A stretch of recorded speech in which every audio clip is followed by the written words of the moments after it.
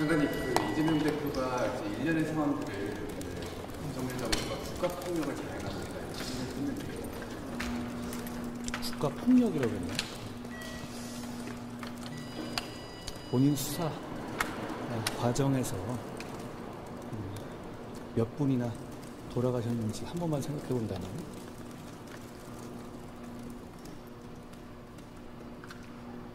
본인이 데이트 폭력이라고 하면서 변호했던 흉악범의 피해자 한 번만이라도 생각해 본다면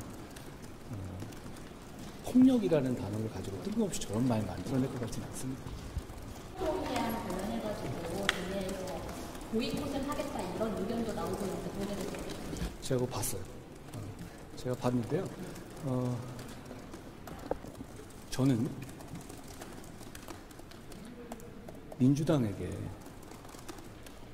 불체포 특권을 포기하라는 말을 한 적이 없습니다. 4번 연속 방탄했다가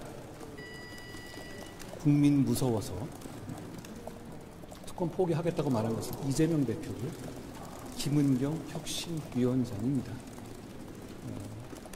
그냥 하기 싫으면 하지 말았으면 좋겠어요.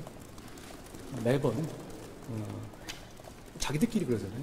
이랬다 저랬다 뭐 자기들이 갑자기 심각해서 화내다가 결국은 남 탓하고 결론은 항상 방탄을 포기하지 않겠다 하잖아요.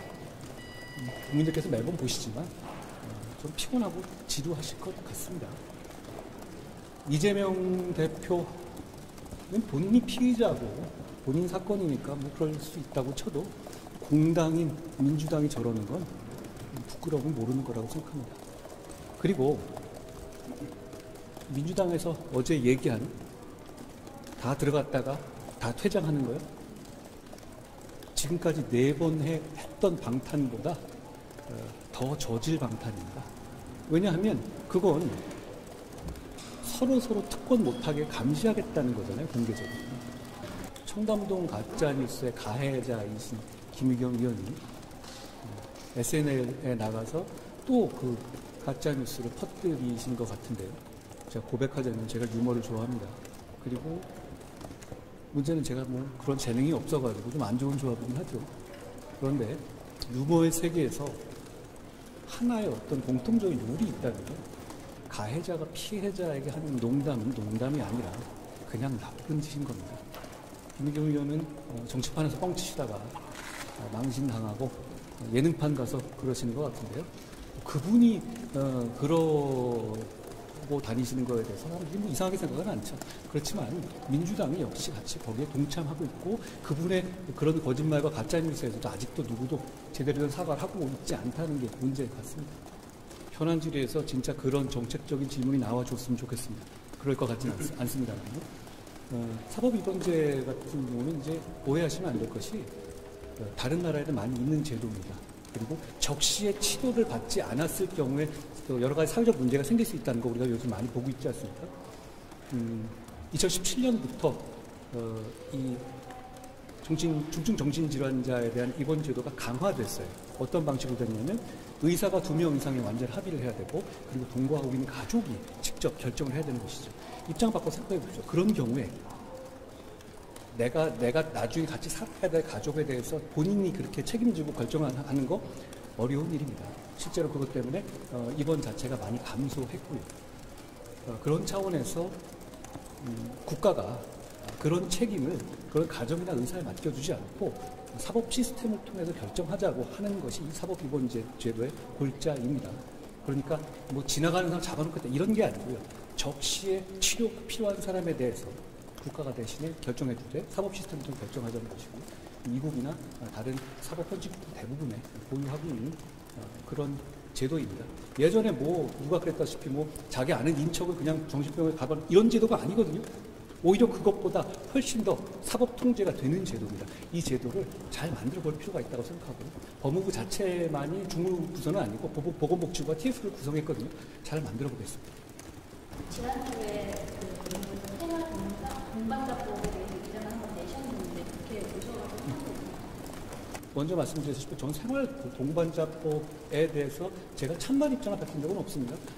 생활 동반자법이 실제로는 그 내용이 두 성인 간의 이 어떤 관계를 말하는 거잖아요. 무슨 전에 박범계 의원께서는 1인 가구를 포함한다고 했는데 1인 가구는 동반자일 수가 없죠. 혼자 무슨 동반을 합니까? 그건 법을 모르시는 거고요. 그 법 내용은 결국은 두 성인의 이 어떤 여러 가지 형태의 가정을 만들 수 있게 하고 그것을 법적, 제도적 보장과 어떤 사회적인 보조를 해줄 수 있는 그런 구조인 겁니다. 결혼처럼. 그렇지만 그 제도에 대해서 어떤 성에 관한 어떤 그런 제한이 없기 때문에 동성 제도가 당연히 거기에는 포함되는 겁니다. 저는 그거에 대해서 국민들이 관심이 많으시잖아요. 그거가 이렇게 어물쩍 넘어가면 안 되고 정확하게 어떤 내용인지에 대해서 국민적 합의와 어떤 공론장에서 토론이 있어야 한다는 말씀입니다. 제가 의아하게 생각하는 것은 저는 정의당에서 이 부분에 대해서 제 여러 가지 다른 생각 갖고 있는 건 충분히 이해합니다. 정의당의 철학은 그거고요. 충분히 존중하는데 정의당 혼자 그렇게 생각을 한다면 이 법은 통과되지 않습니다. 아시다시피. 그렇지만 민주당이 이 법을 지지하고 이 법과 같은 생각이라면 최근에 민주당이 보이는 행태를 보면 토론 없이 그냥 본회의 회부하지 않습니까? 이거 그렇게 갈 수 있는 상황입니다. 그러니까 이건 그래서는 안 되고 사회적 합의와 어떤 그 공감대를 위한 토론이 필요하다는 겁니다. 그런데 제가 의아하게 생각하는 것은 제가 뭐라고 한마디만 하면은 정말 벌떼같이 민주당 의원들이 달려드시지 않습니까? 희한하게도 여기는 아무도 없네요. 제가 뭐라고 특별히 얘기한 것도 아니지 않습니까? 이 법을 발의하는데 민주당이 상당히 가담했고 저한테 3분이나 거기서 이 법을 지지해달라는 취지로 질의하셨잖아요. 그런데 이 취지가 제가 동성혼의 문제고 그 문제에 대해서 건설적인 토론을 해보자라고 여러 차례 말씀을 드렸지만 아무도 그런 줄이 없으십니다. 국민 설득할 자신이 없으면 내놓지 말았어야 하고 지금이라도 국민 설득할 자신 있으면 공론의 장에서 이야기해보자는 얘기입니다. 아니, 민주당은 지금 여기서 찬반의 얘기조차 없다는 거 이상하지 않습니까? 범죄 수사를 받는 사람들이 혐의를 인정하는 경우보다 그러지 않는 경우가 더 많죠. 그런데 민주당 말씀대로라면 돈 봉투를 주고 한 과정들에서 여러 명이 구속되고 그게 법원에서 다 인정되는데도 불구하고 받은 분은 한 분도 없는 거잖아요. 그게 사실은 이유는 없지 않습니까?